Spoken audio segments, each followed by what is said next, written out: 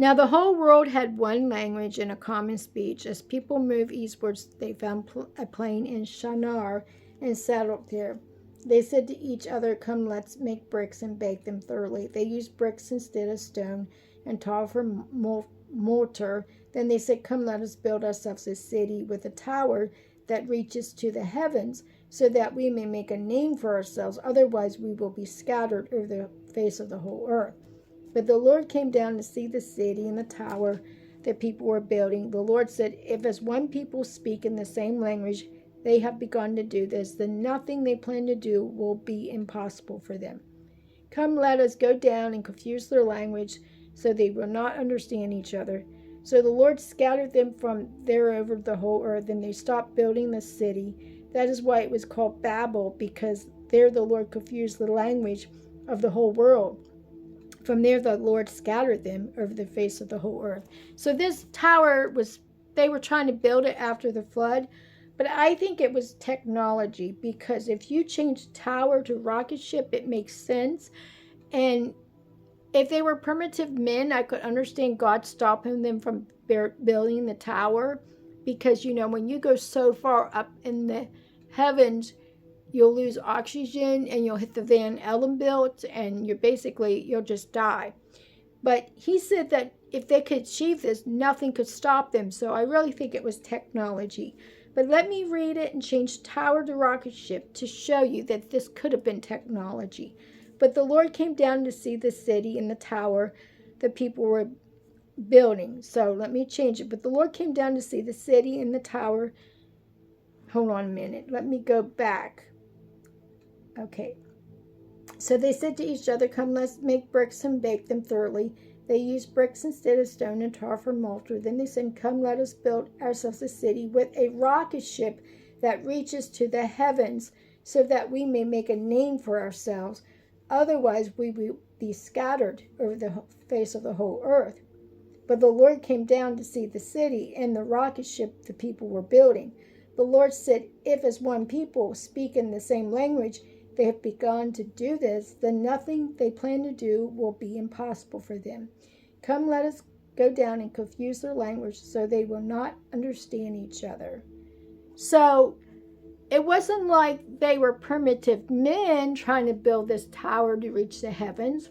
It sounded like they knew what they were doing, like they had some kind of technology, because I can understand God stopping them from doing that if they're primitive, because, once they go up so high, they're going to die because they're going to run out of oxygen and they're going to hit the Van Allen belt. But he says that, let me find it here. If as one people speak in the same language they have begun to do this, then nothing they plan to do will be impossible for them. So it sounded like they was going to achieve this. They were going to reach the heavens. And you think about the rockets, when they go up in the heavens, they break apart and the very top of the rocket ship reaches the heavens. So I really think there was some technology involved there. Okay, I'm in the book of Jubilees, chapter 10. I'm going to start with verse 19 about the Tower of Babel. "For they departed from the land of Ararat eastward to Shinar. For in his days they built the city and the tower, saying, 'Go to let us ascend thereby unto heaven.' And they began to build, and in the 4th week they made brick with fire, and the bricks served them for stone, and the clay with which they cement them together was asphalt, which cometh out of the sea, and out of the foundations of water in the land of Shinar. And they built it 43 years were they building it. Its breadth was 203 bricks, and the height of a brick was the third of one. Its height amounted to 5,433 cubits and 2 palms, and the extent of one wall was 13 stads, and of other 30 stads. And the Lord our God said unto us, Behold, they are one people, and this they begin to do, and now nothing will be withholden from them. Let us go down and confine their language, that they may not understand one another's speech, and they may be dispersed into cities and nations, and one purpose will no longer abide with them till the day of judgment.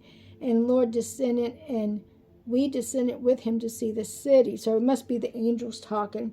And the Lord descended, and we descended with him to see the city and the tower which the children of men have built.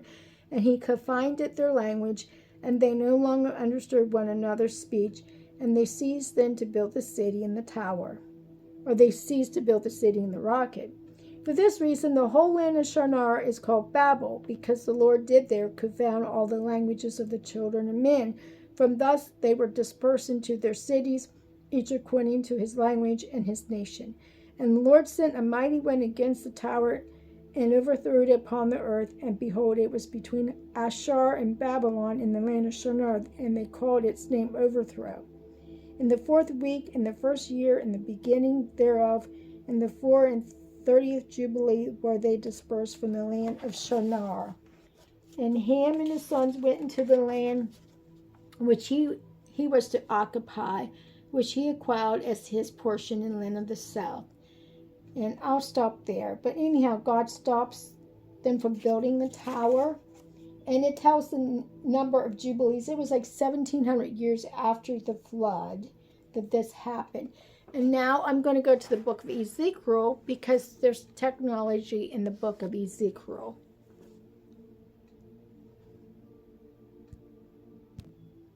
Okay, so this is chapter 1 of Ezekiel. Now this sounds like a spaceship. Just listen to what I'm reading. And the angels sound like aliens. In my 30th year, in the 4th month, on the 5th day, while I was among the exiles by the Kebar River, the heavens were open and saw visions of God. On the 5th of the month, it was the 5th year of the exile of King Jehoiachin, the word of the Lord came to Ezekiel the priest, the son of Buzi, by the Kebar River, in the land of the Babylonians. There the land of the Lord was on him. I looked, and I saw a windstorm coming out of the north, an immersed cloud with flashing lightning and surrounded by brilliant light. The center of the fire looked like glowing metal. So listen to this. The center of the fire looked like glowing metal, and in the fire was what looked like 4 living creatures. In appearance, their form was human, but each of them had 4 faces and 4 wings. Their legs were straight, their feet were like those of a calf, and gleamed like burnished brass. Under their wings, on their 4 sides, they had human hands. All 4 of them had faces and wings, and the wings of one touched the wings of another. Each one went straight ahead, and they did not turn as they moved.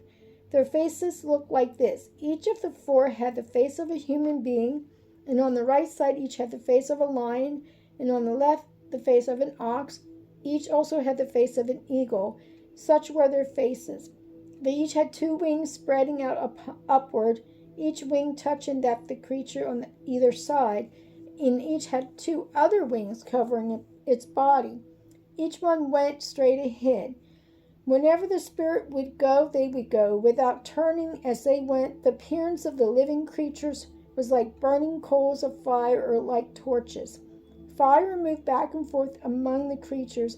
It was bright, and lightning flashed out of it. And the creatures spread back and forth like flashes of lightning. As I looked at the living creatures, I saw a wheel on the ground beside each creature with its 4 faces. This was the appearance and structures of the wheels. They sparkled like topaz, and all 4 looked alike. Each appeared to be made like a wheel intersecting a wheel. As they moved, they would go in any one of the 4 directions of the creature's face. The wheels did not change direction as the creature went. Their rims were high and awesome, and all 4 rims were full of eyes all around. When the living creatures moved, the wheels beside them moved. And when the living creatures rose from the ground, the wheels also rose. Wherever the spirit would go, they would go, and the wheels would rise along with him, because the spirit of the living creature was in the wheels. When the creatures moved, they also moved. When the creatures stood still, they also stood still.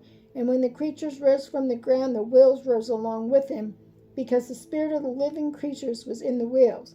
Spread out above the heads of the living creatures was what looked like something. Spread out above the heads of the living creatures was what looked something like a vault, sparkling like crystal and awesome. Under the vault, their wings were stretched out one towards the other. Each had 2 wings covering its body. When the creatures moved, I heard the sound of their wings like the rolling of rushing waters, like the voice of the Almighty, like the trumpet of an army. When they stood still, they lowered their wings. Then there came a voice from above the vault over their heads. As they stood with lowered wings, above the vault over their heads was what looked like a throne of lapis whatever, some kind of stone. And high above on the throne was a figure like that of a man.